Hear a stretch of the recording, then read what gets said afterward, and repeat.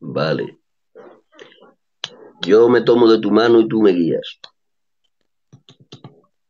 Un segundo que lo vea ahí, que vea que se está conectando gente. Aunque nosotros ¿Te arriba he a la dicho alguna izquierda, vez que hablar contigo por teléfono es como hablar con tu padre? Tienes el no, mismo tono de voz que tu padre, idéntico. Si pero, algún día le quieres jugar una mala pasada al gitano, se la juegas. Algún día haces cuando un es, audio de palabra, haces un audio algún día y lo envías diciendo que es él y le buscas la ruina al gitano. me lo dicen en los sellos sí me dicen, tu padre es Ramón Losada, sí, es que tienes la misma voz, me lo dicen Tienes cosas de eso. de voz que él, igual. A mí eso me Pues lo hizo una vez, eso me lo hizo una vez el Motos, Emilio este, Motos. que predica muy bien, hombre, el Moto, el Emilio. Me imita el Sí, tono de voz como nadie. lo sé. Un audio hablando él, diciendo unas palabras que yo había dicho. Y yo me creí que era yo. Lo, Ya lo, lo sé. lo- Ya estamos ahí, ya hay 30 personas ya. pues suficiente, chacho, para que con 30. No, pero contigo va a haber más de 100, ya lo verás. Estuvimos Lo que una pasa- vez con vosotros ya, ¿no? Sí, creo que sí has dado algunos con los chicos, no sé si has dado antropología con ellos. Creo que sí, que estuve una vez con ellos. Pues ya estamos dentro cuando quieras. Da un inicio de cómo inició el pecado, cómo afectó, cómo nos afecta y cómo Dios nos salva, etcétera. De Da acuerdo, y un luego ya te inicio. dejo a ti que tú nos vayas guiando, ¿no? Sí, ya después digo ronda de preguntas y ellos ya saben que tienen que preguntar. De acuerdo. Ya Empezamos ya. pues, sí, los que Ah, estéis bien. viendo, por favor, vais compartiendo para llegar a la gente. Cuanto más seamos, mejor. Ahora, dejar al hermano que se extienda y las preguntas las hacemos luego, por favor, porque si las hacéis ahora se van a quedar para arriba y no las voy a ver en el Facebook, porque tengo otro dispositivo viendo las preguntas. Entonces, dejar al hermano que dé una introducción, porque él dice que se va a tirar poco rato en la introducción y después ya le hacemos las preguntas pertinentes. Así que nada, que Dios os bendiga a todos. Ya, Lolo, di lo que veas conveniente. Muy bien, empezamos. Buenas noches a todos aquellos que estéis conectados. Es un placer poder estar en este medio de sana doctrina. Me parece que es una buena idea el poder compartir la doctrina y si es sana es una idea buena duplicada. Así que para mí es un placer poder estar en esta noche entre vosotros. Me hablaban los hermanos de hablar acerca de la doctrina del pecado y yo el primer pensamiento que tengo cuando se me habla de la doctrina del pecado es decir que tocó bailar con la más fea. Y cuando toca bailar con la fea hay que bailar poco tiempo. Así de que os voy a hacer una breve introducción al tema y ya me comentaba el hermano Adán que después la mecánica del programa es que vosotros hacéis preguntas y entre todos intentamos responder y enriquecernos. Así de que os hago una breve introducción acerca de la doctrina del pecado. Bien, por empezar por alguna parte, la mejor manera es empezar por el principio. Y cuando hablamos del pecado, pues tenemos que remontarnos no a lo que es la especie humana, de la que nosotros somos partes, sino que tenemos que remontarnos a lo que es la creación angelical. Ya sabéis vosotros que el pecado comienza en el cielo, el ángel perfecto se rebela contra el gobierno de Dios. De alguna manera, y dicho en una expresión muy humana, intenta dar una especie de golpe de estado en el cielo y ya sabéis cuál fue el resultado, que fue expulsado de aquí. Después de aquello, según parece darnos la cronología, el libro de Job, Dios ha creado lo que es el universo, como parte del universo el sistema solar y como parte del sistema solar este planeta, en el que decidió colocar a nuestro primer padre Adán. Ya sabéis que a este le dio por compañera a Eva y en el huerto de Edén, en aquel lugar paradisiaco, tenemos el comienzo de lo que es el pecado en la humanidad.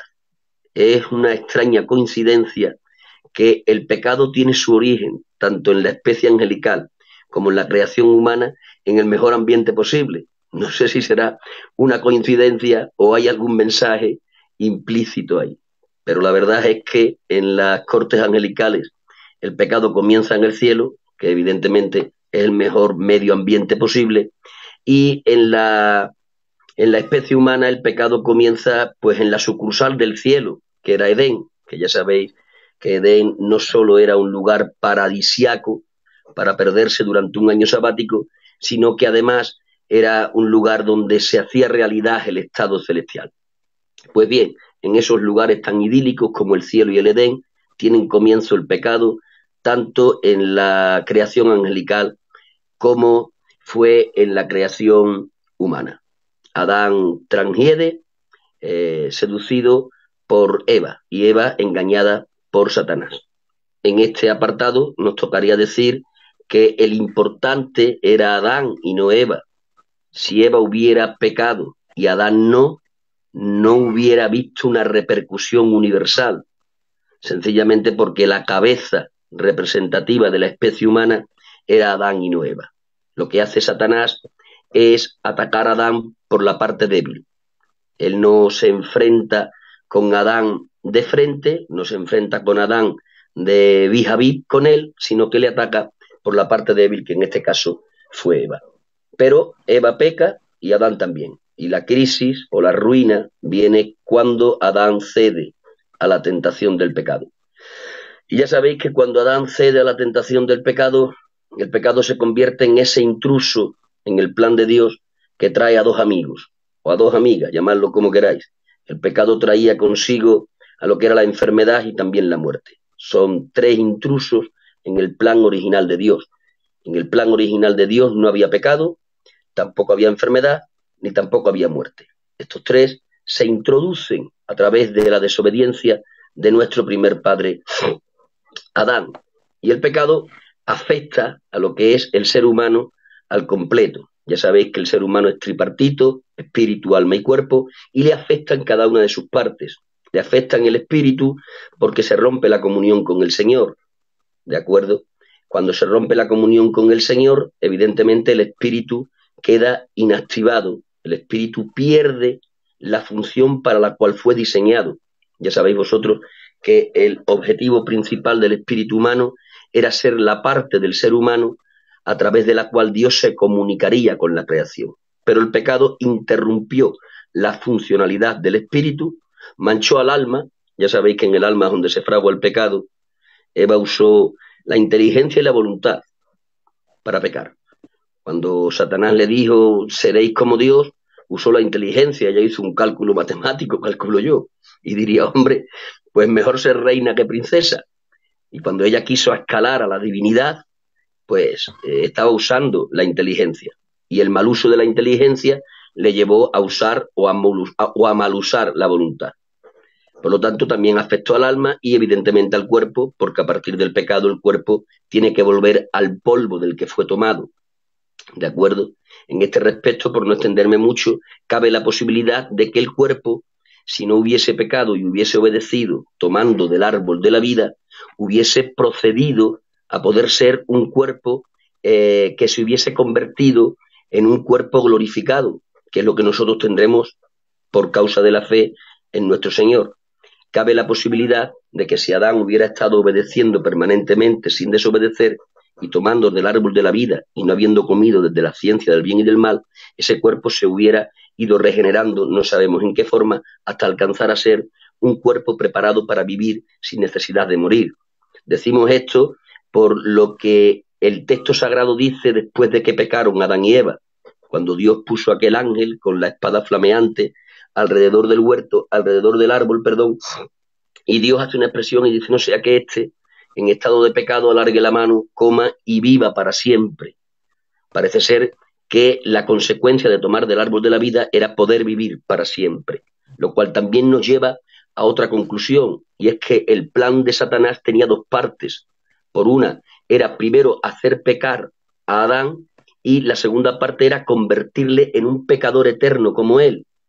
Primero le hago comer del árbol de la ciencia del bien y del mal, y estando en pecado le llevo a comer del árbol de la vida y completo mi plan. Eso parece indicarnos la Escritura.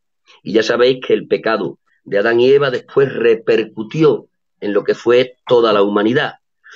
Adán le abre la puerta al pecado, el pecado entra con la enfermedad y la muerte, y dice la Escritura en Romanos capítulo 5, se nos enseña esto de lo que os voy a hablar ahora. Ahí en Romanos capítulo 5, principalmente ahí, después se pueden coger otros textos satélites alrededor de este, pero este sería el texto principal, en el que se nos enseña que el pecado de Adán tuvo repercusión sobre toda su descendencia. De alguna manera esto nos enseñaba que en Adán se estaba jugando la suerte de todo el género humano. Parece ser que si Adán triunfaba, todos triunfábamos con él, y si Adán fracasaba, todos fracasábamos con él.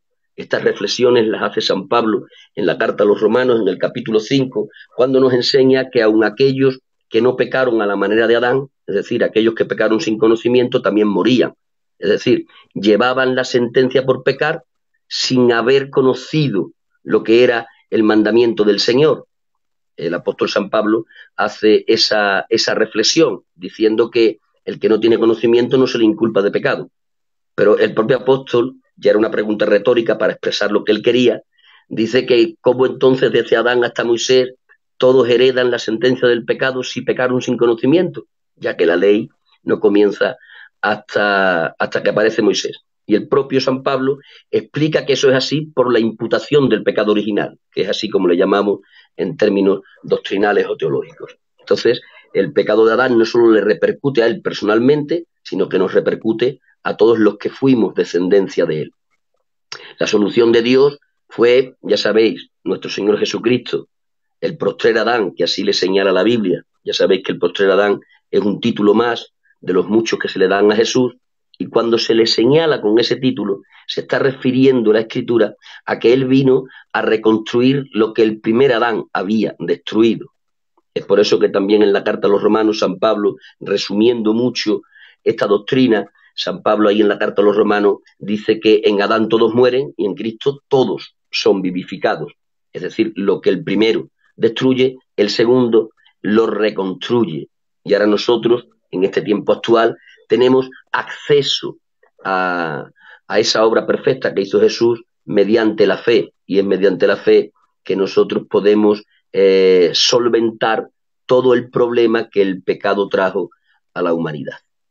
Esto sería así a bote pronto, ¿de acuerdo? Hemos hablado del origen del pecado en Satanás, en las cortes angelicales, hemos visto el origen del pecado en la especie humana en el huerto del Edén, donde hemos visto que el pecado afecta al hombre en su espíritu, en su alma y en su cuerpo. Hemos visto también que después ese pecado de Adán tiene una repercusión en el resto de la humanidad, porque él era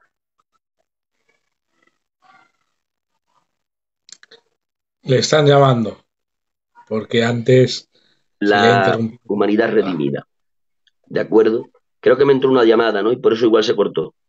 Sí, se ha cortado un segundo, le he dicho yo mientras estaba cortado, pero ya estamos restablecidos.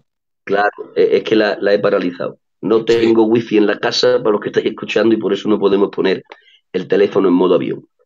Os decía que hemos hecho ese repaso desde el comienzo, donde el pecado comienza en la especie angelical o en la creación angelical, pasa después a la creación humana en las personas de Adán y Eva, afecta al ser humano tripartito, espíritu, alma y cuerpo, y esto después tiene repercusión sobre la descendencia de Adán a causa de la imputación del pecado original que aparece en Romanos 5. También hace alusión a esta imputación del pecado original David cuando dice que en pecado me formó mi madre, que ya sabéis que no es que su madre fuese una mala mujer, sino que David, anticipándose a San Pablo, ya estaba dejándonos la semilla de ese punto doctrinal que después San Pablo elaboró de una forma más amplia. Y la solución a ese pecado pues es la obra de Jesucristo, y para nosotros es depositar la fe en aquella preciosa obra. Si tuviésemos, antes de terminar de hacer esta introducción y daros pasos a vosotros, si tuviésemos que hacer un apunte a esto dicho, yo haría el siguiente apunte. ¿Cómo es posible que en el plan original de Dios, que no existía evidentemente el pecado, ni existía la muerte ni la enfermedad, cómo es posible que existiese la posibilidad El pecado, mirad, a ver si lo expreso bien, el pecado era una posibilidad de la perfección de la creación divina. Dios tiene que crear al ser humano y lo tiene que crear a su imagen y semejanza. Eso es lo mismo que decir que le tenía que crear perfecto. Y dentro de la perfección tenía que haber libertad. No puede haber perfección exenta de libertad. La libertad es un ingrediente necesario de la perfección, pero la libertad, que es un ingrediente de perfección, implícitamente lleva la posibilidad de la imperfección. La libertad es buena siempre que se usa bien, pero cuando se usa mal, se convierte en la puerta que da luz a la imperfección. Entonces, quiero decir que la imperfección, que es el pecado, estaba implícita en el ingrediente de la perfección, que era la libertad.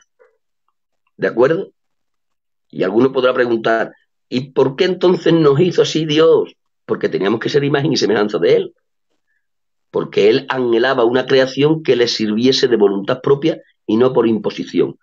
Dios es un gobernador que no es un tirano, que no impone su voluntad. ¿De acuerdo? Quiere que aquellos a los que gobierna les sirvan con lealtad porque quieren servirle.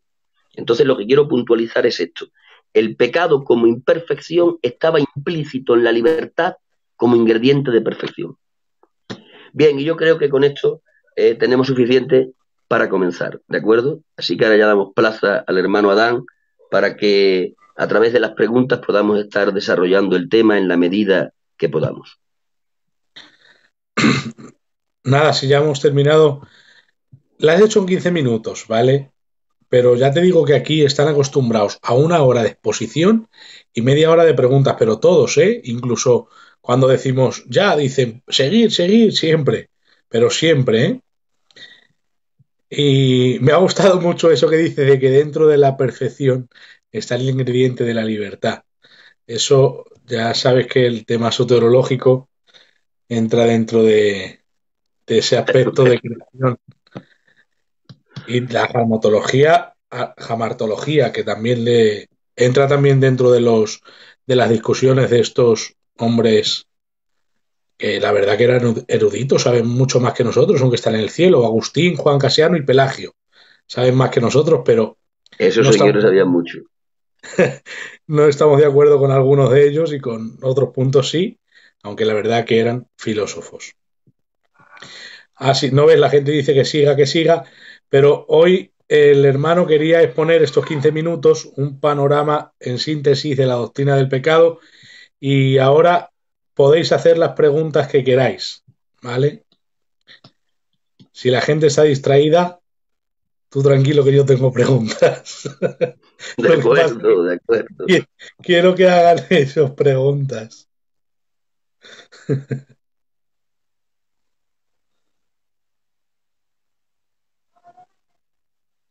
Isidro, ahora podéis hacer las preguntas. Venga, quien tenga preguntas que las haga.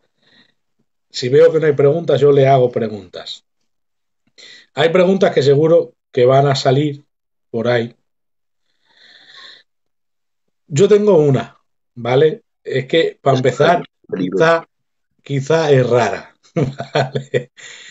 En cuanto a esa doctrina de jamartología, de donde nace toda la pelea del calvinismo y del arminianismo, sabes que Juan Casiano, que era el semipelagiano, pero en verdad se llamaba Juan Casiano,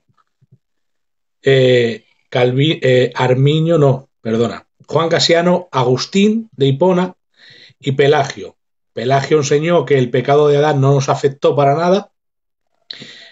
Juan Casiano, que era ese pelagiano, dice que el pecado nos afectó, pero que no estamos muertos, estamos débiles o enfermos, decía, de manera que nuestra decisión para ir a Dios estaba intacta, pero con debilidad e inclinación a pecar. Pelagio decía que intacta, sin ninguna inclinación, que tú decidías lo que te daba la gana. El libre albedrío total. Y Agustín de Hipona decía que el libre albedrío no existía, aunque para mí decía algo de verdad en el sentido de que nosotros estamos muertos en delitos y pecados, nada que tenga que ver con enfermedad o debilidad. Entonces tenían la razón entre Agustín de Hipona y Juan Casiano para mí. Pero ¿qué piensas acerca de nuestro estado? ¿Cómo nos afectó el pecado de Adán? ¿Estamos muertos, débiles, enfermos o no nos ha afectado? Bajo mi criterio, la palabra del Señor en este sentido usa una palabra totalitaria y la usa de esa manera, supongo que para que no tengamos la tentación de caer en errores. La palabra del Señor dice que estábamos muertos en delitos y pecados. Por lo tanto, si estábamos muertos, parece ser que la palabra no nos permite decir que estábamos débiles o que estábamos enfermos. La palabra del Señor dice que estábamos muertos. De hecho, yo creo que el estado del ser humano, cuando nacemos en el nacimiento natural, cuando nacemos de nuestras madres y aparecemos en este mundo, nacemos en pecado y nacemos muertos, sin posibilidad de poder tener por nuestra propia voluntad la capacidad de ir a Dios en términos, en términos naturales. Cuando hablamos de un muerto, que un difunto, yo qué sé, motívalo, ¿no? Y dile al difunto, levántate, y dile al difunto, sonríe, y dile al difunto, bate las palmas, y hazle un espectáculo al difunto delante de él. Y el difunto no va a poder disfrutar de nada de lo que le estás enseñando, ni puede reaccionar, porque el difunto lo que necesita es vida, ¿de acuerdo? Llevémosle a un difunto un cuadro de Goya, y digámosle al difunto lo precioso que es el cuadro y los matices de colores que tiene, y expliquémosle todo lo que queramos. Y el difunto no va a poder apreciar nada. ¿Por qué? Porque lo que necesita el difunto más que nada es vida. Entonces, ni aunque lo alentemos a que bata las palmas, ni aunque lo alentemos a que grite, ni a que se levante, ni aunque le enseñemos la mayor obra de arte, él no va a poder reaccionar ni al aliento nuestro, ni a la exposición de la belleza más grande que haya en el mundo. ¿Por qué? Sencillamente porque está muerto. Y la escritura es categórica. Dice que estamos muertos en delitos y pecados. Por lo tanto, el pecado de Adán se nos imputa con toda su consecuencia. Nosotros estábamos todos implícitos en los lomos de Adán. Por eso dije en la introducción que en Adán se jugaba la suerte del género humano. Si Adán triunfaba, triunfábamos con él, y si Adán fracasaba, fracasábamos con él. Fracasó Adán y se nos imputó el pecado con todas sus consecuencias. Y la consecuencia inexorable del pecado es muerte. Por lo tanto, si estábamos muertos en delitos y pecados, tenemos que decir que por sí solo el ser humano no tiene la capacidad de salvarse. Es por esto que Dios, entre comillas hablo ahora, se inventa lo que es el punto doctrinal de la convicción de pecados a través de la persona del Espíritu Santo. Es decir, que Jesucristo viene, mirad bien, Jesucristo viene enviado por el Padre y cumple aquel misterio de la encarnación, ¿no? O sea, Dios haciéndose hombre, se hace hombre, vive sin pecado, muere sustitutoriamente, de forma sustitutoria, y después resucita como evidencia de que ha matado al reino de la muerte.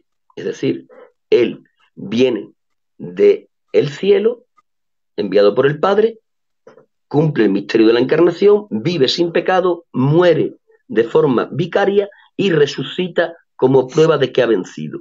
Pues de que ha hecho todo eso, de que ha hecho todo eso Dios en la persona de Cristo, es como que Cristo está diciendo, todo esto que yo he hecho, con la perfección que tiene, que no hay que añadirle ni un ápice, para que esto ahora sea efectivo en la humanidad, hacen falta dos cosas. Una, la locura de la predicación, que es un método de salvación de locura, y dos, que la predicación sea usada por la persona del Espíritu Santo para crear convicción de pecado en el corazón del pecador. Si estas dos cosas no se dan, el sacrificio de Cristo, siendo perfectísimo, no sería efectivo. El sacrificio es perfecto, completo, no se le puede añadir. Pero para darle efectividad hace falta que alguien predique, que esa es la metodología de salvación, que Dios la define como una locura, y después que esa predicación, que no es otra cosa que ponerle voz a la palabra de Él, que no se trata de que yo diga lo que quiera, se trata de que yo diga lo que Dios dice. Cuando yo le pongo voz a su palabra, eso es predicar. Esa es la locura. Y ahora el Espíritu Santo tiene que usar esa palabra, que es el único que la puede usar con efectividad. Por eso a la palabra se le llama la espada del Espíritu. Y cuando el Espíritu, usando la palabra, golpea el corazón del incrédulo, golpea el corazón del hombre que está en pecado, entonces es cuando éste recibe convicción, que no es otra cosa que convencimiento. Ahí queda convencido el hombre por su pecado. Y en ese momento de quedar convencido, el hombre sí tiene la capacidad de poder decidir. Es decir, la obra de convicción del Espíritu Santo usando la palabra es la que pone el momento idóneo de vida en el muerto para que el muerto pueda decir que sí. Si el muerto dice que sí, en esa luz de vida que pone la convicción de pecado, el muerto pasa a la vida. ¿De acuerdo? Pero si en ese momento de luz, convicción de pecado crea en el muerto decide no seguir a la indicación del mensaje, el muerto se queda en el estado en el que estaba. Entiendo la convicción de pecado como un rayo de vida sobre un muerto que si decide seguir al rayo de vida, mantiene la vida que ese rayo trae, y si decide rechazar o resistir al llamamiento de Dios, retrocede al estado de muerte en el que estaba. ¿Me expliqué? Sí, sí. Esto ya lo había explicado yo más veces. No te quería decir palabras que pudiesen inclinarte a explicar cosas, ¿sabes? Quería que dijeses tú cosas libres, pero crees lo mismo que yo. En doctrina de soteriología histórica, eso se llama estamos depravados, la palabra de Dios enseña que estamos depravados e incapacitados de ir a Dios por nosotros mismos, pero el Espíritu Santo nos atrae por medio de la predicación primera, como primera instancia general, aunque haya otros métodos, que puede tirar a alguien al suelo como a Pablo, o le puede dar a uno un sueño, etcétera. Pero lo principal es la palabra de Dios. ¿Cómo creerán si nadie les predica? Y lo segundo, que has hablado que como un rayo de luz es la elevación espiritual que los arminianos clásicos, entonces crees lo mismo que yo, arminiano clásico puro. Muy bien. Los arminianos clásicos llaman la gracia precedente o la gracia preveniente, que es el Espíritu Santo enviado previamente para asistir al pecador para que tenga la capacidad de poder creer el mensaje. Ahí entra el don de la fe, que es un don común dado a todos los que escuchan el mensaje. No negamos que el hombre es el que al final tiene que decir sí o no. ¿De acuerdo? Claro. Porque entonces, si no puntualizamos esto, estamos rozando lo que Calvino enseñaba. Sí. Es decir, y esto lo tenemos que puntualizar para no crear malos entendidos. Imaginemos por un momento, si la salvación es una habitación, imaginemos que la salvación es una habitación. ¿De acuerdo? Hay que entrar a la habitación de la salvación. La salvación es una habitación. Y yo, que soy un pecador, que he nacido en pecado y estoy muerto, estoy fuera de la habitación. El Espíritu Santo, usando la palabra, viene y me levanta del lugar de postración en el que estoy y me trae hasta la puerta de la habitación. Y en la puerta de la habitación yo tengo que decir sí o no. ¿De acuerdo? Sin mi sí no podré nunca entrar. ¿Y por qué ahora estoy capacitado para decir que sí si acabamos de decir que estamos muertos y no tenemos capacidad? Ahora tengo capacidad para decir que sí porque estoy siendo objeto de la administración de la convicción de pecado por el Espíritu. ¿De acuerdo? En ese momento estoy capacitado por el Espíritu a decir que sí, pero también estoy capacitado a resistir a la gracia de Dios. ¿De acuerdo? Porque no podemos caer en el error, bajo nuestro criterio cayó Calvino, en cuanto a aquello que él llamaba la gracia irresistible. ¿De acuerdo? La gracia nos levanta del estado de postración, nos trae hasta la puerta de la habitación de la salvación, y en ese momento, como estamos bajo la administración del Espíritu Santo, en nuestra muerte es como que ha tomado un haz de vida. Y ahí tenemos la posibilidad de decir sí, entro en la habitación. O, por el contrario, decir no entro. ¿De acuerdo? Hace falta nuestro sí o nuestro no.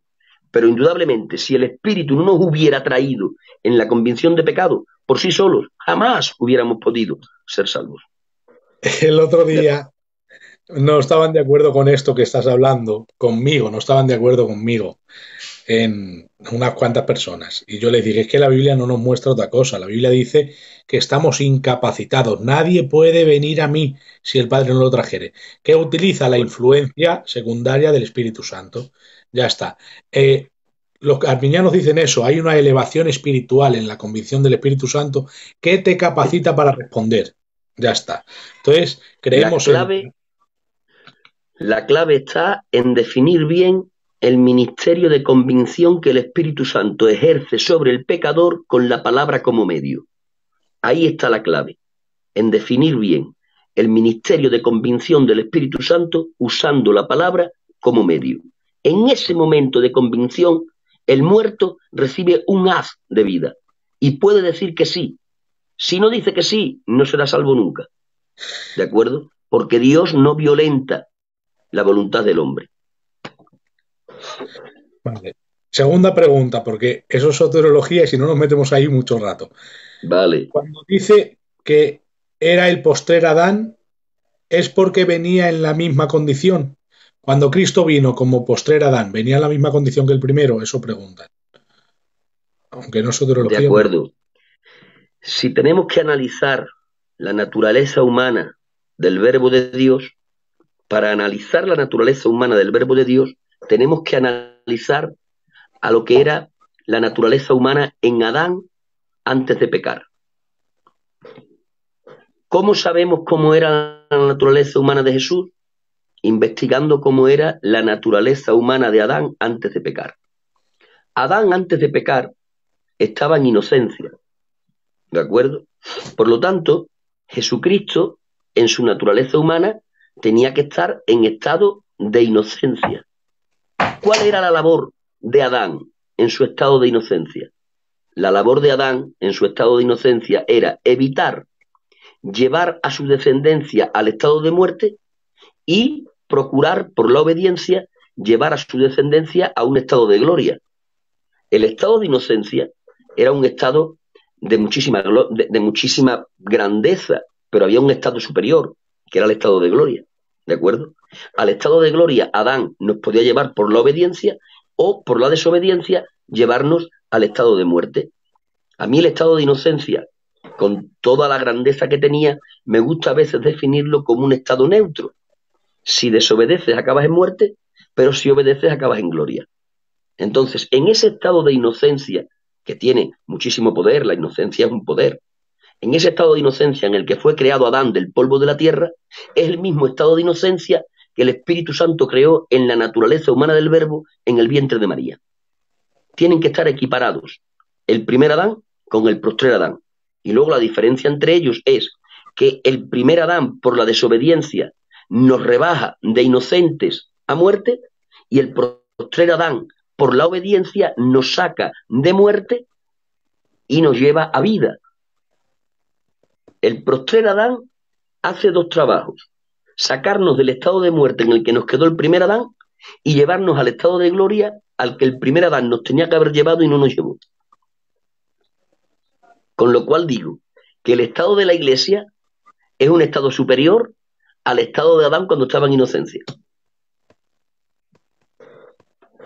Solo que nuestro estado de gloria está incompleto porque todavía nos falta el cuerpo de gloria, ¿de acuerdo? Pero lo que ganó Cristo en la cruz para nosotros no fue para devolvernos al estado original de Adán, fue para llevarnos donde Adán nos tenía que haber llevado y que no nos llevó. ¿Me explico? Yo sí, lo que pasa que es otro que tiene que entenderlo. Está, Bien, pero vale. Bueno, si no se entiende así, eso lo explicamos de otra manera. eso me lo tienen que decir aquí, el que ha hecho la pregunta, que ha sido mi primo Johnny. Emilio Silva Vargas. Mi pregunta es, ¿Dios crea a Adán y Eva eternos y fue el pecado el que rompió esa eternidad? Era condicional, claro, pero respóndele. Su pregunta es esa. ¿Dios crea a Adán y Eva eternos? ¿El pecado rompió esa eternidad? Mi opinión es que no. Mi opinión es que Dios crea a Adán con la opción de que sea eterno, pero no lo crea integralmente eterno. Es decir, la eternidad de Adán dependía de su obediencia, y el romper el estado de inocencia para llevarlo a muerte dependía de su desobediencia. Por lo tanto, no lo crea integral en el sentido de crearlo eterno, no. Y el pecado rompe eso, no. Por definirlo de alguna manera, vuelvo a usar el término que he usado antes, por usar un término que se deje entender. Yo creo que Adán es creado en estado neutro. Si obedece y toma del árbol de la vida sin tomar del árbol de la ciencia del bien y del mal, Adán pasa de inocencia a gloria. ¿Por qué? Porque su cuerpo se hubiera glorificado y hubiera entrado en eternidad. Pero si desobedecía, su cuerpo volvería al polvo del que fue tomado. Entonces Él no es creado eterno, sino que es creado con la posibilidad de heredar eternidad por la obediencia, pero también con la posibilidad de heredar muerte por la desobediencia. Condicional. Hacen una pregunta que esta es más sencilla. Antes de pecar Adán no tenía autoridad en Eva, entonces Adán no era la cabeza. O sea que si antes de pecar Adán, antes de existir el pecado, era la cabeza Adán de Eva o no. Antes de responder a la pregunta Sí, voy a decir, si me salto algunas preguntas, porque veo que son de otro tema que no tienen que ver con el pecado, ¿vale? Hacer preguntas que tengan que ver con el pecado. Ya, solo eso era. Y Emilio Moto me está diciendo por el WhatsApp, por reírse, se te ha cortado, no sé si te cuanto a, están llamando. Ah, ya, ya, en has cuanto a si recuperado. la pregunta que hacías, ¿no? En cuanto a si Adán era cabeza de Eva antes de pecar, sí, era cabeza de Eva antes de pecar. De hecho, lo dice la Escritura. En la creación es donde Dios establece el sistema de orden entre el hombre y la mujer. No habían pecado, eso lo hace en la creación. Y ya en la creación del uno y el otro establece que Adán sería la cabeza directriz de esa sociedad que es el matrimonio y Eva sería la ayuda ideal, ¿de acuerdo? Entonces Adán es cabeza antes de pecar, evidentemente, Siempre he es sido un cabeza de, machote desde que nací. He sido machote. de acuerdo. Siempre he mandado yo. Sí, lo que pasa es que Adán no mandaba. Aquel tenía la posición de parte de Dios, pero después el Emilio pallico, el Moto, gitanito, no, Emilio Moto se está no, bicheando, me dice. No estoy de no acuerdo. fue con su posición. Emilio Moto se está bicheando, dice, no estoy de acuerdo. Y me lo dice por el WhatsApp para que te lo diga. Jeromico García, el que ha estado antes con nosotros, pregunta, aunque esa es una pregunta común en la doctrina del pecado, Adán, dile que explique cómo se peca, en espíritu y en alma, esa pregunta que siempre hacen. ¿Con qué es que se peca? Bien, vamos a ver si entendí bien la pregunta. El pecado se cuece en el alma, es en el alma donde está la identidad del hombre, es ahí donde está el ingrediente del intelecto y también de la voluntad, que son imprescindibles para poder pecar. El pecado que se gesta en el alma se consuma en el cuerpo y queda afectado todo el ser. Entre ese todo ser que queda afectado está el espíritu, que es lo que hablábamos en la introducción, ¿no?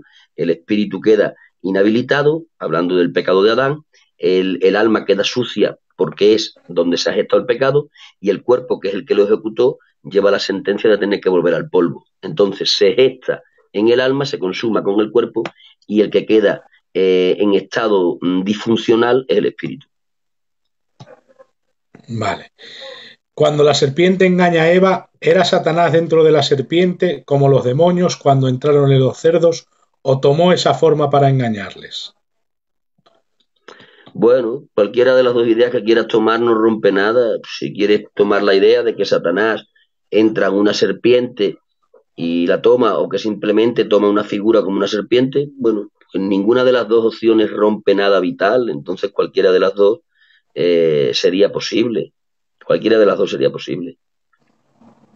Lo que habría que preguntarse es que si Eva conocía el idioma animal, o es que la serpiente hablaba el idioma humano, porque no se sorprenden ni ella ni la serpiente. A ver, porque si hay preguntas que ya las has respondido mientras estabas hablando.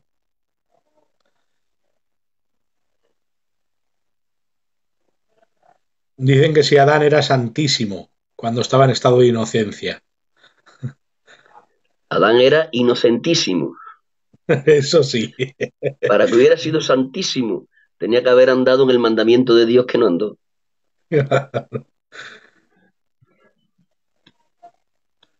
A ver, claro, hombre. A ver, es que preguntan cosas que se podrían responder. Me ha hablado por el WhatsApp. Es que no puedo meterme al WhatsApp y verlo, que es mi amigo Vargas. Dímelo por aquí, por el Facebook, que si no, no puedo, no puedo. Si me meto al WhatsApp se me quita, porque me preguntan por WhatsApp mis amigos. Michael ha preguntado una cosa de la eternidad de Adán. Es que están preguntando cosas que ya he respondido. Esta sí, de Manuel Silva, que Manuel seguramente le conocerás. Manuel Silva le conoces, lo que pasa es que así por nombre no. Satanás y Igual le Adán conoceré. eran conscientes de todo lo que pasaría después de su pecado. Si Adán era consciente de lo que pasaría, Y Satanás de la desobediencia. que Adán era consciente es indudable, ya Dios lo había advertido. O sea, Dios le hace una advertencia a Adán y le dice lo que le va a pasar si toma del árbol prohibido. La Biblia de Adán tenía un par de versículos. Come de todos los árboles y de ese no comas. Esa es la Biblia que tenía Adán. Y Dios le explica las consecuencias de la desobediencia. Por lo tanto, era consciente.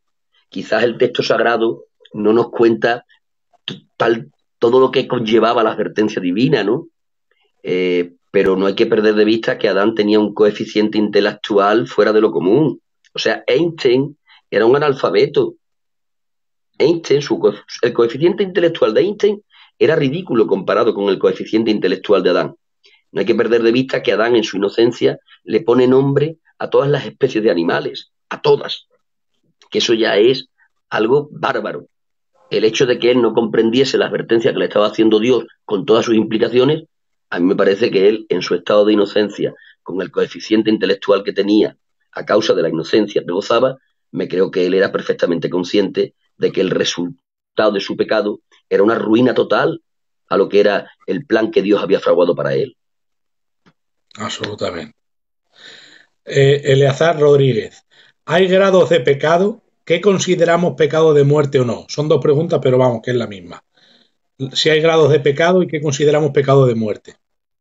Evidentemente hay grados de pecado, eso es indudable, y cuando hablamos de pecado de muerte, bajo mi criterio, en términos generales, podríamos decir que el pecado de muerte es todo pecado, porque el pecado da luz muerte. El pecado practicado da luz muerte. Entonces diríamos que el pecado de muerte es un pecado que se practica. Luego, si quisiéramos ser más concretos, podríamos derivar la definición del pecado de muerte yéndonos al famoso pecado imperdonable, ¿no? Que es el pecado o la blasfemia contra el Espíritu Santo. Pero podríamos responder desde las dos vertientes. Hay distintos grados de pecado, indudablemente, hay distintos grados de pecado. Y no todos los pecados tienen la misma importancia. Hay pecados de mayor graduación y por lo tanto de mayor importancia, y pecados de menor graduación y por lo tanto de menor importancia. Por eso es que en el infierno hay distintos grados de castigo, porque Dios, que es justo, dice que el que vive en pecado y en incredulidad va al infierno, pero después también dice que en el infierno, dependiendo del grado de conocimiento y de la gravedad del pecado, los azotes serán más o menos. Por lo tanto, si hay distintos grados de castigo, es porque hay distinta graduación de pecado. Eso por ahí. Con respecto al pecado imperdonable, decimos, un pecado imperdonable es un pecado practicado, un pecado de muerte, ¿de acuerdo? Un pecado de muerte es un pecado practicado, ya está. Cualquier pecado que se practica y no pasa por el filtro del arrepentimiento te va a llevar a la muerte. Ya no hablamos de la muerte física, sino que hablamos de la muerte eterna. Un pecado practicado que no pasa por el filtro del arrepentimiento es un pecado de muerte. Pero después, si quisiéramos hablar en términos concretos, el pecado de muerte tendríamos que analizarlo a la luz de la blasfemia contra el Espíritu Santo. ¿De acuerdo? Que ahí, si entramos a examinarlo, tendríamos que hablar de que hay un condicionante que hay que tener muy en cuenta a la hora de analizar la blasfemia contra el Espíritu Santo. Y es que el problema de la blasfemia contra el Espíritu Santo no es tanto que Dios no te pueda perdonar como que el que lo comete no se pueda arrepentir. ¿De acuerdo? Dios puede perdonar todo, porque el sacrificio de la cruz es tan amplio que toda clase de pecado cabe en él.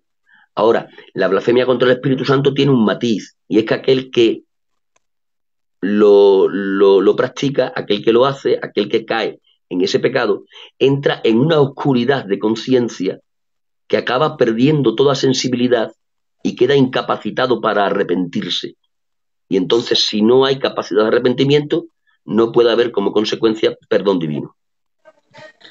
Sí, yo cuando quiero explicar la blasfemia del Espíritu Santo, digo literalmente rechazar la obra del Espíritu Santo y por lo tanto su convicción es permanecer en incredulidad. Por eso es que no te puede perdonar porque eres incrédulo. Si Muy bien. cambiases creyente te perdonaría.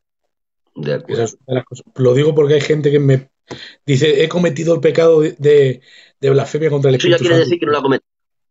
Claro, y yo le Si no lo digo, dice, no, tú no lo has cometido. hay evidencia de que no lo ha cometido. Ya lo sé, le digo, no, porque tú crees. Yo se lo digo, ya De lo sé. acuerdo. El que diga, ay, tengo miedo, he practicado el pecado contra la blasfemia o he cometido la blasfemia contra el Espíritu Santo, ya hay que decirle, tranquilo, que si tienes esa inquietud es porque tú no lo has cometido. Ya lo De sé, acuerdo. yo se lo digo. Lo que pasa que muy mal, va muy triste Lolo. Le tuve que ministrar un tiempo y todavía le sigo hablando.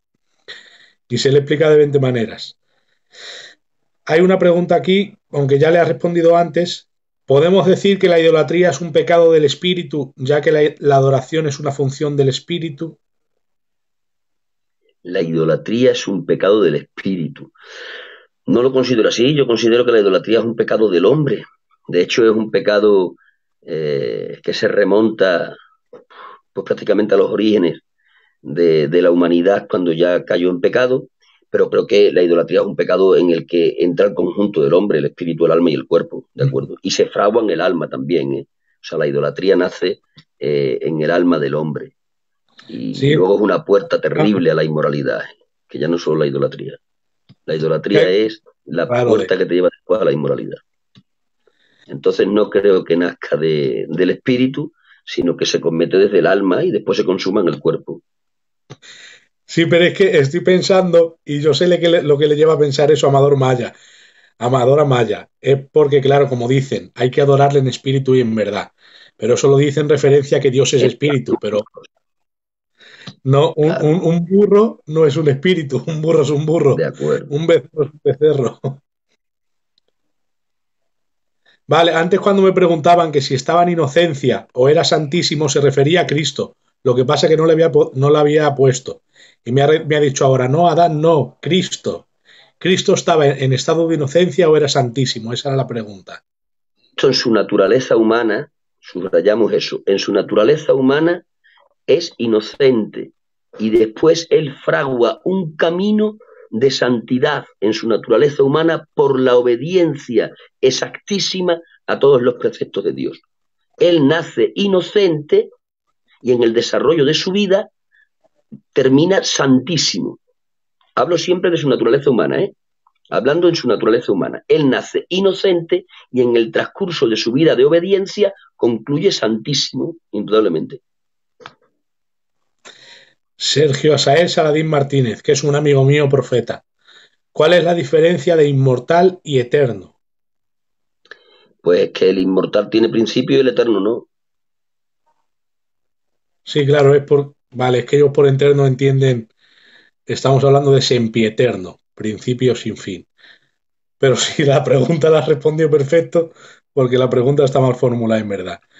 Se refiere a qué diferencia hay entre inmortal y una vida que nunca acaba, que yo creo que en verdad es lo mismo. Es igual. Claro, ya O lo sea, sé.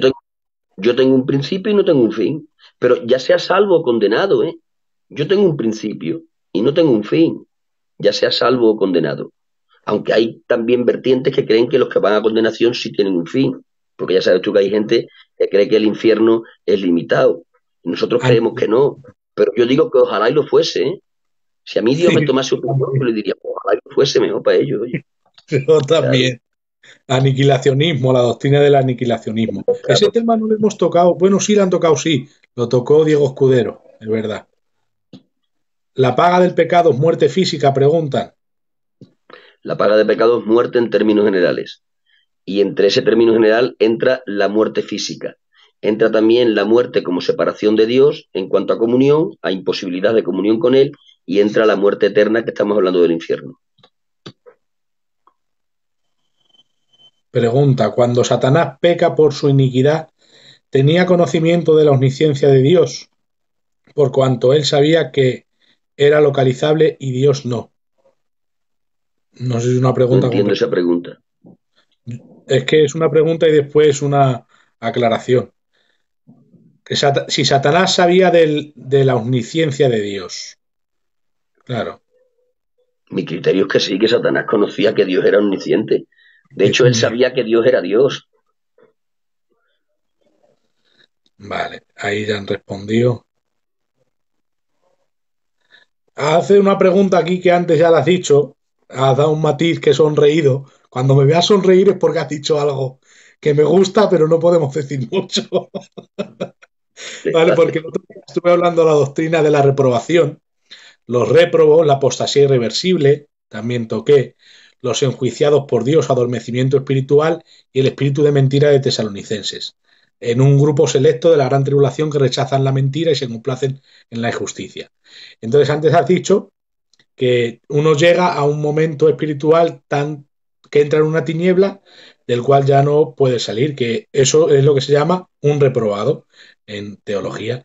Entonces me dicen aquí, ¿hay solución para un pecado practicado o el Espíritu Santo se marcha si es que se va de una persona y no vuelve? O sea, un apóstata, la apostasía irreversible, ¿sí o no? Vamos a ver, nosotros creemos en la apostasía, que es la posibilidad de perder la salvación. Y a la misma vez creemos en la reconciliación, que es la posibilidad de volver a retomar la comunión que se había perdido. Creemos en una cosa y en la otra. ¿De acuerdo? Ahora bien, creyendo que la apostasía existe, que es lo mismo que decir que el Espíritu Santo se puede marchar, dicho de una forma más comprensible, ¿no? Creyendo esto, también tenemos que decir que aunque creemos que la salvación se puede perder, de la misma manera creemos que no es fácil perder la salvación, ¿de acuerdo? La dificultad en cuanto a perder la salvación no estriba tanto en nosotros como en Dios. A Dios le costamos tantísimo, tantísimo le costamos, que Dios irá hasta los límites que su naturaleza le permita para impedir que un hijo suyo se pierda. Pero después la posibilidad de perder la salvación existe, porque si no tendríamos un grave problema, sobre todo con la carta a los hebreos. Creemos que existe la posibilidad de perder la salvación, con lo cual creemos en la apostasía, pero también creemos a su vez en lo que es la reconciliación, ¿de acuerdo? Y creemos que una persona que por la práctica del pecado llega a ese extremo de perder la salvación, creemos que existe la posibilidad de que esa persona vuelva a reconciliarse con el Señor. Pero ya decimos que aun creyendo que la salvación se puede perder y después retomar, que esto parece un idioma, parece que estás hablando de un partido de tenis, ¿no? Mandas la pelota y te la devuelven. Dentro de que creemos en esto, siempre tenemos que decir la dificultad que entraña. Nunca podemos perder de vista que aunque la salvación se puede perder, no es fácil perder la salvación. ¿De acuerdo? No es fácil porque el precio fue demasiado alto y la fidelidad de Dios hacia ese precio que pagó por nosotros le lleva a ir hasta los límites que le permiten su naturaleza para impedir que un hijo suyo se pierda. Pero como existir, existe. Me preguntan a raíz de la inocencia de Cristo en su naturaleza humana al inicio de su vida, que si era inocente Cristo podía pecar, me dicen. La posibilidad, la Vale, impecabilidad. vale, vale. La impecabilidad de Jesucristo. Ya sabéis que la gran mayoría de los teólogos, por lo menos de los que conocemos, creen en la impecabilidad de Jesús. Y luego hay una minoría que cree que esa posibilidad que nunca se dio existía. Ya sabéis lo que dice una escuela y otra, que no traigo nada nuevo. Los que creen en la impecabilidad de Jesús, ellos vienen a decir que aunque tenía dos naturalezas, había una sola persona. Por lo tanto, ellos dicen, si Jesús tenía posibilidad de pecar, es que tenía posibilidad de pecar en su deidad. Y esto ya es imposible, porque Dios y el pecado son totalmente incompatibles. La naturaleza de la deidad y el pecado se repelen. Entonces, esto es lo que aportan los que creen en la impecabilidad de Jesús. Dicen que como nada más que había una persona, aun con dos naturalezas, que no se podía pecar o no había la posibilidad de pecar en la naturaleza humana, porque ese pecado tendría que surgir de la persona divina. Y entonces ellos argumentan diciendo la incompatibilidad entre la deidad y el pecado haría imposible que Jesús tuviese la posibilidad de pecar. Los que creen que en Jesús había la posibilidad de pecar, lo basan más que nada en comparar su naturaleza humana con la naturaleza humana de Adán. Y dicen que si Adán tuvo la posibilidad de pecar, el postrer Adán tenía que tener también esa posibilidad que después nunca se dio. ¿Cómo salvamos en esta segunda posición el tema de que hay una sola persona divina con dos naturalezas en el misterio de Cristo? Bueno, pues hay quien salva eso diciendo que el hecho de que Dios es omnipotente, pues le lleva a poder hacer lo que Dios quiera, ¿de acuerdo? Y desde esa perspectiva hay algunos que se atreven a decir que Dios en su deidad no es que no pueda pecar, sino que no quiere pecar. Y claro, ahí entraríamos en otro debate que sería profundo. Dios no puede pecar o no quiere pecar. Porque claro, el no poder es una incapacidad y entonces atentaría contra su omnipotencia. No sé si me estoy explicando. Entonces, hay quienes dicen, Dios no peca no porque no puede, Dios no peca porque no quiere. Como poder puede, pero es que como Él es un ser que se rige por sus principios, decide no hacerlo. Pero no porque tenga la imposibilidad, sino porque decide no hacerlo, ya que se rige por sus principios. En términos humanos, yo me enfrento a la Adán para pelearnos, ¿de acuerdo? Y yo no le pego a la Adán, no porque no pueda, porque resulta que es que yo me he entrenado y soy cinturón negro, ¿no? O sea, tengo capacidad para pegarte, pero no te pego. ¿Por qué? Porque soy un hombre de principios y digo, no, hombre, que la Dan puede ser, la Dan puede ser incluso mi hijo si nos apretamos un poco y además es hijo de un amigo mío y yo por principio no le pego, aunque la Dan me esté diciendo perro judío, nada, lo dejo como nada, mirando la cara a su padre. Yo no me meto con ese niño. ¿Pero por qué no lo has pegado? No, sí podía pegarle, pero he decidido no pegarle. ¿Por qué? Porque soy un hombre de principios. Entonces, hay también esta corriente de pensamiento que existe que dice que Dios no peca no porque no pueda, sino porque no quiere pecar. Y entonces, de alguna manera, salvan la tesis de los que mantienen la impecabilidad de Jesús. Pero bueno, son las dos versiones que hay, ¿de acuerdo? Hay quienes creen que Jesús no podía pecar y hay quienes creen que sí, la posibilidad existía y evidentemente nunca se dio. Lo importante es que nunca se dio, ¿no? Que es lo que tiene Yo, repercusión con la salvación, ¿de acuerdo? yo Luego, en cuanto... en defensa de la imposibilidad de pecar, yo digo que hay una imposibilidad de principios y una imposibilidad de impotencia. Dios no Muy estaba, bien, que es lo mismo que hemos hablado. Dios no estaba imposibilitado por impotencia, sino imposibilitado por principios. Y lo dice la Muy Biblia. bien. Dice, en lo cual es imposible que Dios mienta. Pero Dios no tiene imposibles. Sí, sí tiene imposibles. Mentir. También dice la Y Biblia, sí, si nosotros somos infieles, Él permanece fiel, porque no se puede negar a sí mismo. Lo dice la palabra muy de Dios. bien. O Jesús, Muy incluso bien. Jesús no pudo hacer allí ningún milagro. No pudo como imposibilidad de potencia, no. No pudo como imposibilidad de principios, por su incredulidad, porque Dios honra la Muy fe. bien. Muy Entonces, bien. a favor de la Dios, habilidad, yo, Dios es un ser de principios, independientemente de donde nos posicionemos en cuanto a la impecabilidad o no de Jesús, ¿no? Pero hablando del ser de Dios, Dios es un ser de principios. Entonces tú lo has definido muy bien. Él se rige por sus principios, no por sus imposibilidades. Para él no hay nada imposible. Él puede hacer lo que quiera hacer. Dios quiere hacer agua seca, puede hacerla así. Dios puede hacer un triángulo cuadrado, pues sí. ¿Por qué? Porque es Dios, si es omnipotente. Dios puede hacer lo que quiera. ¿De acuerdo? Ahora, hay cosas que no las hace porque son contrarias a su naturaleza, pero no por imposibilidad, sino por principios. Entonces tú lo has definido muy bien. ¿De acuerdo? Dios no hace lo que no hace, no porque no pueda hacerlo, sino porque ha decidido no hacerlo. De hecho, la salvación como plan la salvación como plan es una evidencia de que el ser de Dios se mueve por sus principios. Yo pregunto, ¿podía habernos salvado Dios sin necesidad de la encarnación? Digo, sí. Hombre, digo, sí, sí, lo podía haber hecho. Si hubiera querido, lo podía haber hecho.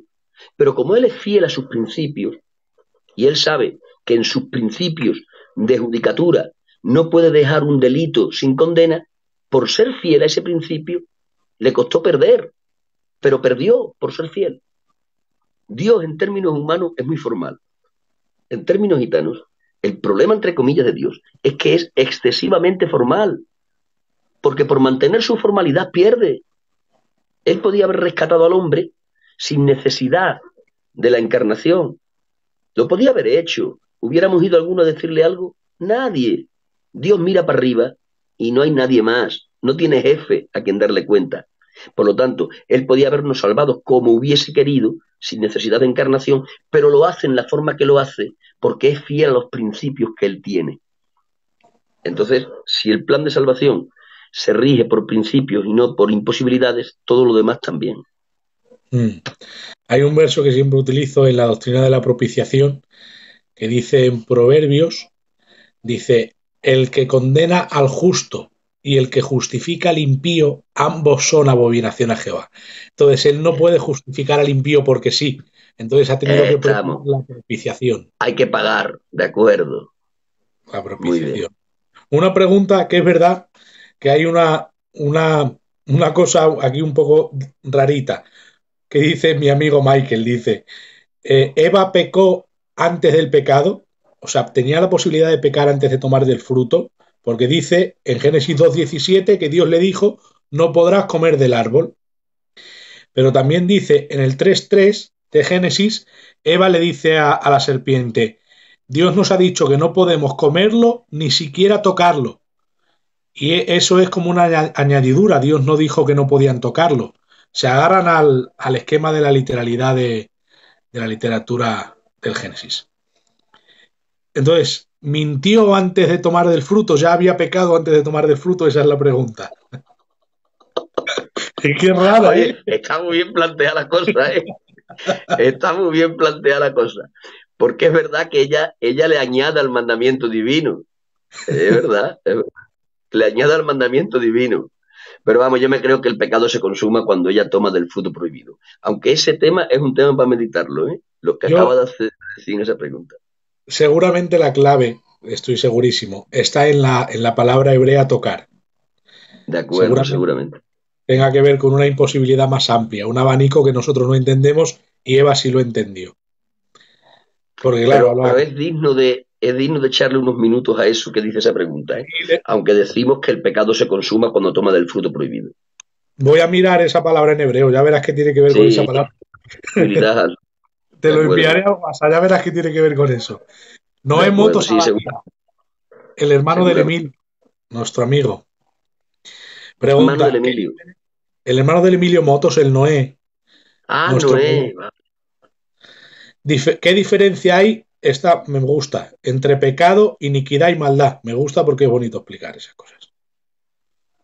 Pecado, iniquidad y maldad. Vale, vale, vale. Está bien. Eh, Dentro de que hay matices que lo diferencian, todo queda englobado en el pecado.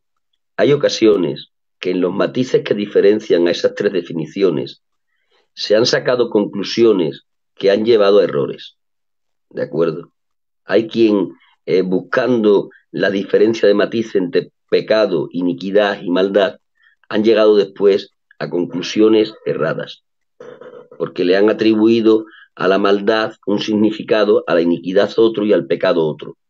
Pero yo, no queriendo entrar mucho ahí, porque ya digo que sé que la diferencia de matices en los significados ha llevado después a otras doctrinas que nosotros no compartimos, ¿de acuerdo? Yo sí digo que todo queda englobado en el pecado, ¿de acuerdo? La iniquidad es verdad que tiene un matiz que la diferencia del pecado común, por decirlo de alguna manera, y la maldad también tiene unos matices. Pero dentro de que hay matices que diferencian al significado de cada una de esas palabras, decimos que todas están englobadas en el pecado, ¿de acuerdo? Si no abrimos la primera puerta del pecado, no encontraremos la puerta de la iniquidad, y si no abrimos esta, no encontraremos la puerta de la maldad. Pero eso no implica nunca que después puedan haber herencias de unos para con otros, ¿eh? Esto nunca implica, ni aun cuando hemos tocado la iniquidad y la maldad, va a implicar necesariamente que después dejemos en herencia a otros algo que nosotros personalmente hemos hecho. El hombre que pecare, o sea, el hombre que comete el pecado, de forma individual, es el que recibe la responsabilidad de lo que ha hecho. Entonces, los matices de diferencia en el significado de cada una de esas palabras no nos van a llevar necesariamente a tener después que decir que dejamos en herencia las consecuencias de algo que hemos hecho nosotros personalmente. Hay una pregunta, bueno, hay dos preguntas, pero como son la misma, me preguntan si el árbol era literal o la serpiente era literal. Hablaba literalmente. Nuestra escuela es gramático histórico, pero Bien, yo creo que sí, ¿de acuerdo? Aunque hay gente que cree que era un ropaje literario que usa Dios en el autor sagrado para contarnos la historia como a ver cómo lo podemos hacer fácil. Había un anuncio hace mucho tiempo en televisión en la que un niño pequeño le preguntaba al padre, papá, ¿cómo vienen los niños? Y el padre se rebajaba el conocimiento del hijo y le decía, mira, la semilla de papá se pone en mamá y tal, ¿no? Hay quienes creen que el ropaje literario de ese texto es así también.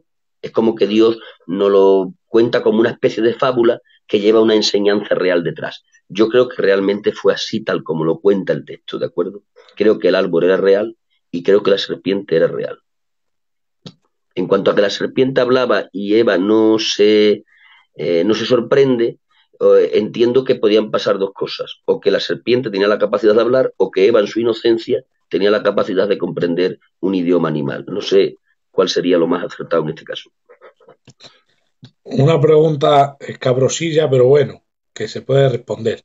¿La enfermedad en el cristiano es por causa del pecado? En todo el mundo, pero no específicamente en Cristo. Ahí hay que diferenciar los términos generales de los términos concretos, ¿de acuerdo? La enfermedad como un todo es una consecuencia del pecado, Claro, pero tenemos que puntualizar esto para no crear controversia. La enfermedad como un todo entró en el plan de Dios a través del canal que fue el pecado. Ya hemos dicho en la introducción que ni el pecado, ni la enfermedad, ni la muerte eran parte del plan original de Dios. Son tres intrusas. ¿Quién le da opción a la enfermedad? El pecado, evidentemente. Entonces, en términos generales, podemos decir que la enfermedad, con artículo, la enfermedad, en términos generales, es consecuencia del pecado, en términos generales. Decimos sí.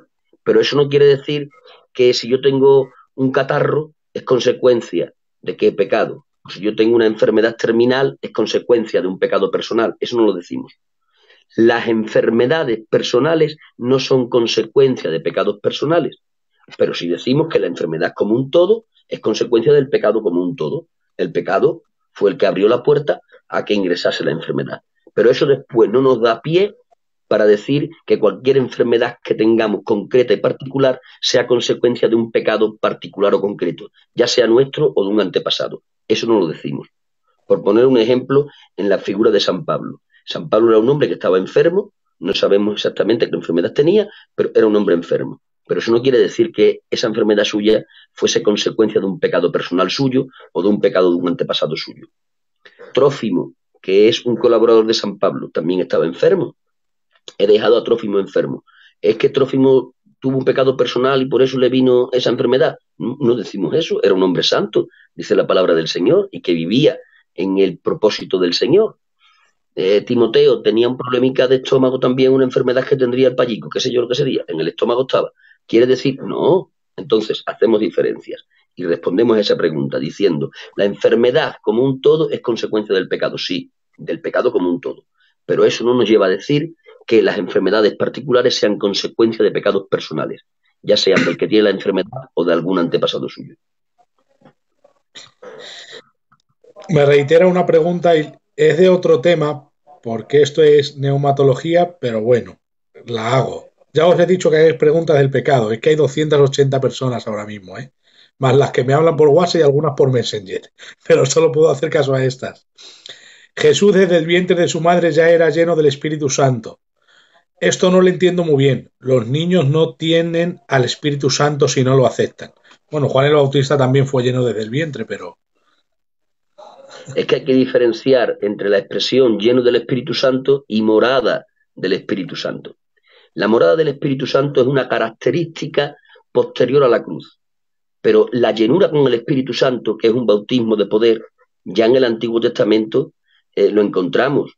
Cada vez que encontramos una expresión de la mano del Señor vino sobre mí, el Espíritu del Señor vino sobre mí, eso lo encontramos en el Antiguo Testamento en infinidad de ocasiones. De hecho, en el libro de los jueces se encuentra muchas veces. Eran investiduras de poder del Espíritu Santo para realizar una tarea concreta en aquellos jueces, que eran personajes carismáticos, ¿no? Recibían una unción del Señor, un poder, un bautismo, llámalo como quiera. Recibían ese toque de poder y ese poder divino les facilitaba la comisión que Dios les había encargado. Entonces, el hecho de que Juan el Bautista, como tú bien decías, y Jesucristo, como decía el hermano que hace la pregunta, fueran llenos del Espíritu desde el vientre de su madre, no hay que relacionarlo directamente con la morada del Espíritu Santo. La morada del Espíritu Santo es característica de la cruz hacia adelante, de acuerdo, de esta dispensación de gracia, y que lo que realmente garantiza es la salvación. Pero la llenura o el bautismo de poder con el Espíritu Santo es una característica que es atemporal, está en todos los tiempos del curso bíblico. Están haciendo tantos comentarios que se me van preguntas para arriba. Por eso quiero, pero bueno, recuerdo que la pregunta era, ¿qué relación tendrá el Espíritu Santo en cuanto al pecado del hombre en la gran tribulación? Ya que, estoy recordando la pregunta de memoria, ya que en la gran tribulación estarán muertos en delitos y pecados, ¿hará morada en ellos o eso es lo que quiere preguntar? Si hará morada en ellos después de haberle convencido de pecado. Es una pregunta interesante y buena. Una pregunta interesante y buena. Vamos a ver. La casa de la doctrina, dejadme responder a esta pregunta así, aunque me tome unos minutos más. En la casa de la doctrina hay columnas que no se pueden mover. Después hay ventanas que se pueden mover, hay puertas que se pueden poner a la derecha o a la izquierda, hay cuadros que se pueden poner en un lugar o en otro. En la casa de la doctrina hay cosas que no son vitales y por lo tanto se pueden modificar.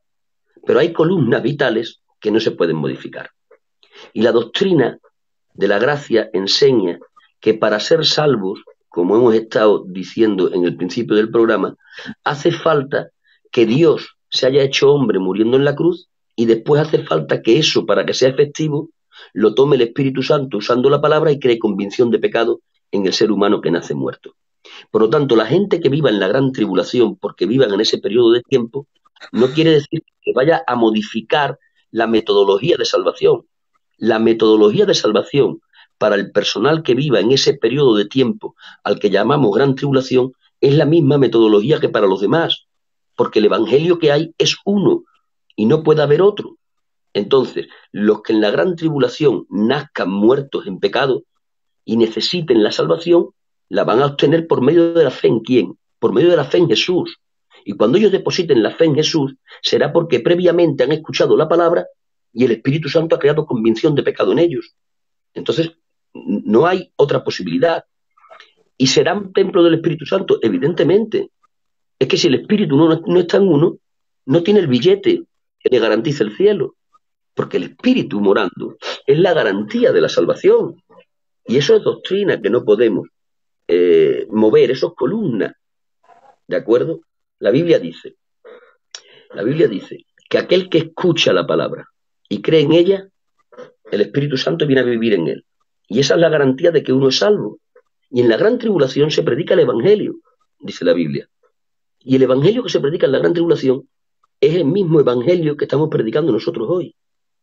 No podemos intentar modificar la naturaleza del Evangelio en ese periodo tan breve de tiempo. No hay que olvidar que la gran tribulación es un periodo de entre 3 años y medio a 7, más no. Entonces, en ese breve periodo de tiempo, no podemos intentar modificar la naturaleza de la esencia del Evangelio para que se nos pueda acoplar a un punto doctrinal que tenemos en cuanto a que la Iglesia no está en la gran tribulación, que es lo que nosotros creemos. ¿De acuerdo? Pero no podemos llegar a decir que el Espíritu Santo no va a estar, porque si no está el Espíritu Santo no hay salvación en la gran tribulación.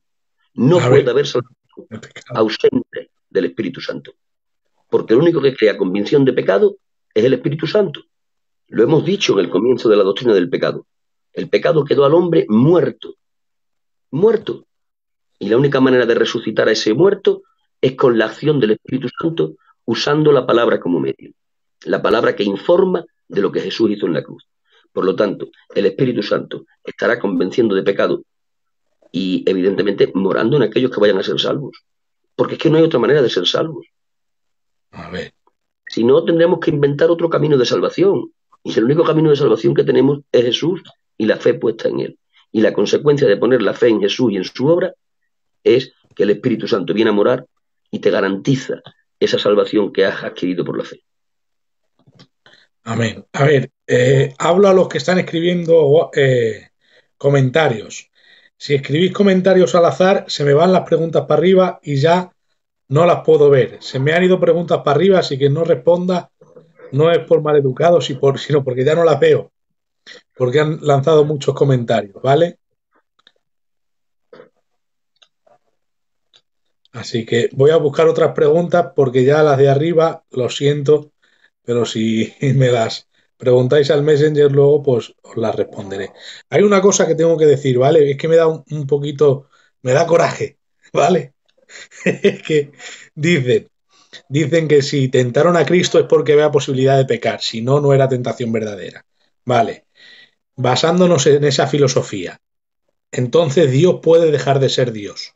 ¿Por qué dices eso, Adán? Porque la palabra de Dios dice que él fue tentado en Masá. En Éxodo dice la Biblia que le tentaron en la rencilla de la piedra de Oreb, de esa roca que salió agua. Entonces, si Dios es tentado, es que una posibilidad verdadera de tentación es que tenga posibilidad de pecar. Entonces Dios puede pecar. Dios no puede pecar, porque si peca deja de ser Dios, porque Él es inmutable y Él es santo. Entonces, si decimos que una tentación verdadera tiene que ver con la posibilidad de caer en pecado, estamos apañados, porque entonces nos podemos agarrar a eso y sacar una muy falsa doctrina, y es que Dios puede dejar de ser Dios. Entonces, una tentación no es verdadera porque tengas posibilidad de pecar. Eso no tiene nada que ver con ello. Tú puedes a mí tentarme lo que te dé la gana, pero lo que quieras, con verdura, que no la voy a probar porque no me gusta. Y no lo voy a hacer. Pero ponme una hamburguesa, ya verás que me la como. Muy Uno bien. tiene Y, libertad y para hacerlo. ponemos el acento en lo que decíamos con anterioridad. Dios no peca, indudablemente, sobre eso no tenemos duda, pero no porque no pueda, sino porque no quiere. Tú no comes verdura no porque no puedas comerla, sino porque no quieres comerla. ¿De acuerdo? Pregunta, ¿nada más pecar el hombre, todo el pecado pasó a la creación? Sí, porque toda la creación estaba implícita en los lomos de Adán. La imputación del pecado original está en nosotros desde el momento en que somos gestados. Por lo tanto, ese punto doctrinal tiene una realidad desde el momento en que Adán peca. Ya toda su descendencia iba a nacer en pecado, aun los que todavía no estaban ni pensados. Pero tiene una aplicación mecánica. En pecado me gestó mi madre, así lo define David. Si hay preguntas que me salto es porque no son del tema, ¿vale? A veces me las salto porque no son del tema porque ya avisamos. Es que hacen una pregunta que no quiero comprometer. ¿El pecado original es heredado por el Padre o por los dos, dicen? Porque Jesús nació de María por obra del Espíritu Santo y no tenía pecado en su naturaleza humana. ¿El pecado de qué forma se hereda? Muy Y bien, pero en el caso de Jesús está... habla de la maldición generacional también, que antes me la han preguntado, Lolo. Ya que hablas del pecado hereditario, habla de la maldición generacional por el pecado, si existe o no. A ver, no. La primera pregunta era en relación a si Jesucristo hereda el pecado Claro, por porque causa... dice, ¿es por el padre o por la madre la heredad del pecado? Bien, vamos a ver. El pecado es imputado desde Adán a toda la descendencia de Adán. Y la descendencia de Adán, evidentemente, iba a venir por el proceso de gestación entre un hombre y una mujer. Por lo tanto, hay una complicidad entre hombre y mujer, y eso es así porque así lo establece el Señor.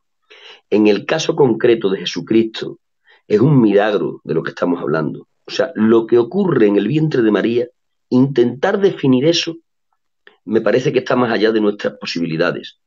San Pablo, siendo quien es y teniendo una mente preparada por Dios para definir toda la doctrina, cuando mira en la encarnación, entre signos de admiración, dice, grande es el misterio de la piedad, Dios manifestado en carne. Entonces, lo que ocurre en el vientre de María, sí que sabemos que no hay parte de varón, no hay cromosomas masculinos, que se suele decir muchas veces, y sin embargo, María sí que le tiene en su vientre. Hay quien pregunta, ¿pero los cromosomas de María estaban en él o dejaban de estar? Mira, para Dios no es un problema ni purificar unos cromosomas que existiesen, ni crear otros nuevos. Porque si Dios creó al primer Adán del polvo de la tierra, ya me dirás tú qué dificultad para Dios hacer cualquier otra cosa en milagro. Lo que sí decimos que lo que ocurre en el vientre de María es un milagro. Y cuando Dios lo tiene que definir por la boca del ángel, todo lo que dice el ángel en palabra de Dios es: la sombra del Altísimo vendrá sobre ti y el santo ser que nacerá será llamado Hijo de Dios. Dice que el ser que nacerá será santo, por lo cual está diciendo, no va a tener implicaciones con la imputación del pecado de Adán. ¿Por qué? Porque Jesucristo no viene de la raza caída. Es decir, Jesucristo es creado para formar una raza redimida. Por eso Jesucristo es la cabeza de la especie redimida, como Adán es la cabeza de la especie caída. Ahora, concretar qué ocurrió exactamente en el vientre de María, me creo que cuando menos a mi alcance no está. Lo que sí sé que ahí hubo un milagro del Señor. Y en cuanto a la imputación del pecado original, es verdad que es una herencia de la sentencia del pecado que se cometió en Edén, eso es una verdad, pero eso no nos debe de llevar a caer en el error de pensar que los pecados personales míos vayan a tener una repercusión en mi hijo, ¿de acuerdo? Podrán tener un efecto colateral. Es decir, si yo soy un drogadicto y contraigo una enfermedad, pues es posible que en mi hijo haya un efecto colateral. De hecho, la ciencia lo dice así, ¿no? Y cuando una persona tiene una cosita mala, pues a los hijos hay que hacerles exámenes periódicamente, porque hay un tanto por ciento de posibilidades de que lo puedan heredar.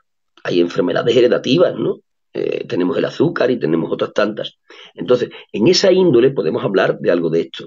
Pero en cuanto a la culpa del pecado, no podemos hablar que mi pecado vaya a hacer repercusión en mi hijo, en términos judiciales, con respecto a Dios. ¿Por qué? Porque esto ya lo decía Israel. Israel lo definía en un refrán. Dice, los padres comieron las uvas agrias y los hijos tienen la dentera. Esto ya lo decía Israel. Pero llegó Dios por el profeta y dijo, ya no diréis más. Los padres comieron las uvas agrias y los hijos tienen la dentera. Cada uno será responsable de su pecado. Y ahí Dios empieza a hablar de la responsabilidad personal en cuanto al pecado. Por lo tanto, el tema de Adán es porque él es cabeza representativa de toda una especie, y la imputación del pecado original de Adán sí que es una verdad que aparece en la Escritura. Ya hablábamos del pasaje cumbre de esto en Romanos 5, donde San Pablo hace la reflexión acerca de que los que nacieron entre Adán y Moisés sin tener ley, ¿por qué se les imputaba sin conocimiento? Y es San Pablo ahí donde nos explica que es por la imputación del pecado original, pero eso que ocurre en el pecado de Adán para con nosotros es algo que ocurre en Adán. ¿Por qué? Porque Adán es la cabeza representativa de toda su especie. Eso después no es aplicable a que mis pecados personales en términos judiciales de Dios tengan repercusión sobre mí. Cada uno seremos responsables de los pecados que cometamos. ¿De acuerdo? Y eso no evita que después podamos hablar de algunas enfermedades que son genéticas. Pues eso es verdad, mire usted. Pero cuando hablamos del pecado y de la sentencia judicial divina sobre él, no puede repercutir los míos en los de mis hijos. ¿De acuerdo? 10 minutos, ¿vale, Lolo? O 8 minutos, hasta 1 hora y media. Que hay algunas preguntas. 8 minutos ya. Jesús tenía concupiscencia. ¿Y qué es la concupiscencia? Vale. La concupiscencia es el deseo desmedido de. No sé definirlo bien el vocablo griego. El Adán sabrá mejor. Es epitumeo, ¿no? O algo así se pronuncia. Sí, es igual. Bien, se pronuncia más o menos así. Bien, ese vocablo en su original significa deseo desmedido de. ¿De acuerdo? Entonces, no siempre concupiscencia es deseo desmedido de lo malo. No necesariamente. Concupiscencia es deseo desmedido de puntos suspensivos. Puede ser de lo bueno también. Eso es concupiscencia. En el tema de si Jesucristo tenía o no concupiscencia, pues entramos en otro debate que tiene dos escuelas de interpretación que son más viejas que todos nosotros. ¿De acuerdo? Hay una escuela de interpretación que dice que Jesús no tenía concupiscencia, porque esa escuela ya interpreta que la concupiscencia en sí es algo malo, ¿de acuerdo? No tiene en cuenta que la concupiscencia puede ser algo malo o bueno, es un deseo desmedido, pero puede ser por lo bueno también. Pero la escuela que piensa que Jesús no tenía concupiscencia lo hace ligándolo a la escuela que habla de la impecabilidad de Jesús, que siempre van ligadas. Y luego está la otra escuela que dice que sí, que Jesús tenía concupiscencia, y lo ligan pues casi siempre a la escuela que dice que Jesús nunca pecó, pero tenía la posibilidad de pecar. ¿de acuerdo? Entonces, cada cual se decante a la escuela que mejor le parezca. ¿Por qué? Porque no rompes nada vital. En la casa de la doctrina se crea una cosa o en otra no rompes nada vital. ¿Por qué? Porque todo esto queda cubierto por una verdad. Y la verdad es que Jesús nunca pecó. ¿De acuerdo? Pero vamos, a tu pregunta primera, concupiscencia es deseo desmedido de. De hecho, El el cuerpo Señor del hay un hombre. pasaje, no lo recuerdo bien, pero hay un pasaje en la Santa Cena que dice, ¿cuánto he deseado tomar esta cena con vosotros antes de padecer? Y la palabra deseado que ahí usa él es epitumea, que no sé si la pronuncio bien yo, pero es ese vocablo griego que realmente se traduce como concupiscencia. Es el mismo que de Santiago. Guardo, es el Juan, mismo, muy bien. Juan Serrano Iglesias. El cuerpo del hombre, el de Adán, vamos. ¿Era eterno por no pecar o porque comía del árbol de la vida? Bien, ya han hecho una pregunta parecida, por no decir prácticamente igual que esta, y mi opinión es que Adán no es creado eterno. Mi opinión es que Adán es creado con la posibilidad de, a través de la obediencia, hacerse inmortal y con la posibilidad, a través de la desobediencia, de acabar siendo mortal.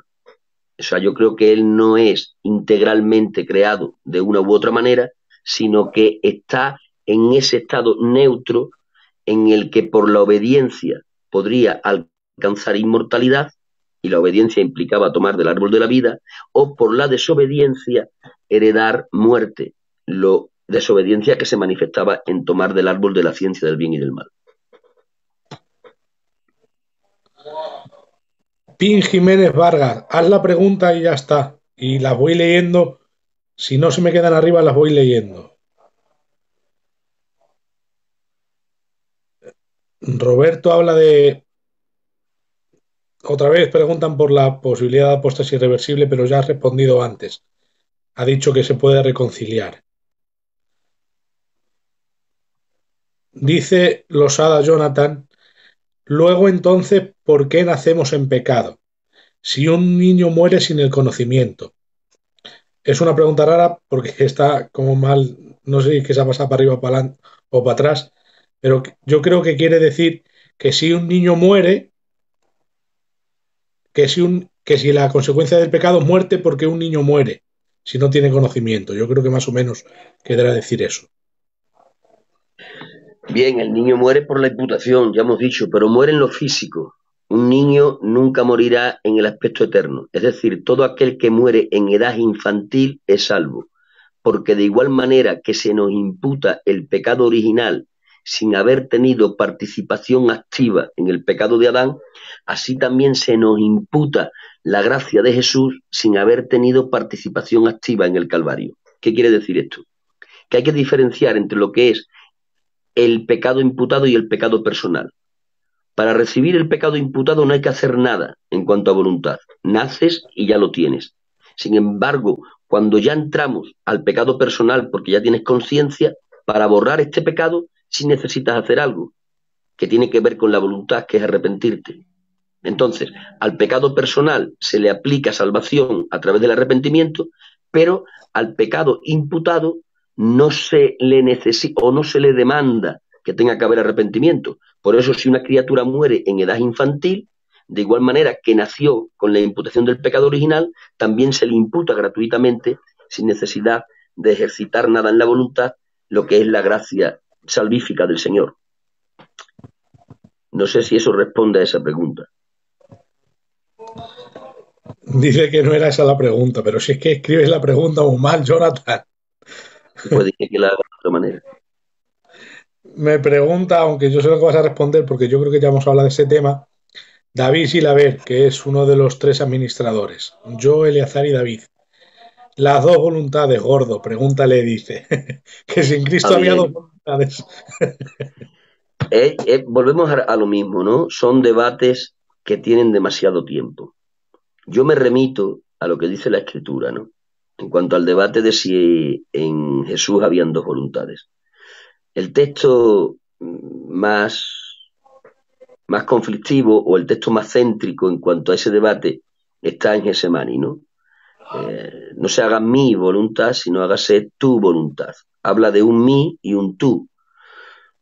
Yo interpreto que ahí está hablando de dos voluntades. Yo creo que el Señor Jesucristo, en su naturaleza humana, tenía esa voluntad y luego estaba su voluntad divina. Es verdad que luego una voluntad y la otra siempre andaron en comunión y por eso la cruz fue la consecuencia de que esas dos voluntades siempre andaron en comunión y la salvación es la garantía de que eso fue así, ¿no? Pero yo personalmente creo que sí, aunque de todas maneras, pues los hermanos que creen lo contrario, pues es respetable porque también argumentan su posición. Aquí quiero decir algo, independientemente de este caso, sino algo aplicable a todos los casos. En los temas que no son vitales, pues tenemos que aprender a cultivar lo que es la tolerancia en los temas que no son vitales.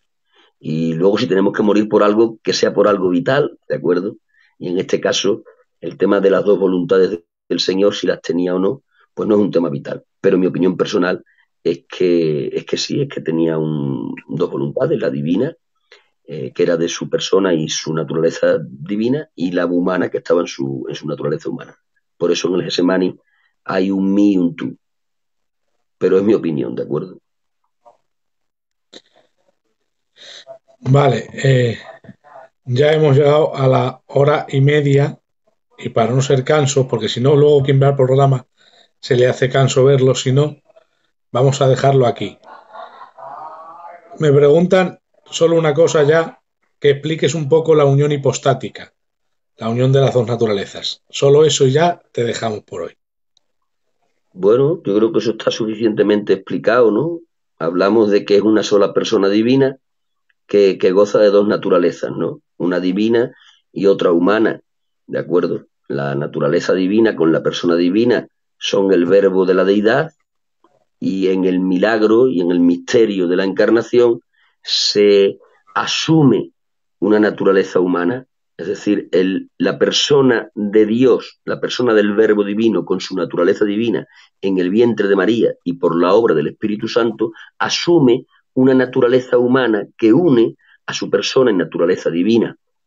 Esto es la unión hipostática. Luego tendríamos que hablar del misterio que eso implica, pero en términos sencillos no es más que eso. Es la adopción de una naturaleza humana que se une a la persona en naturaleza divina y que bajo mi criterio se une para nunca jamás volverse a desunir. Se hace algo implícito dentro de lo que es la deidad.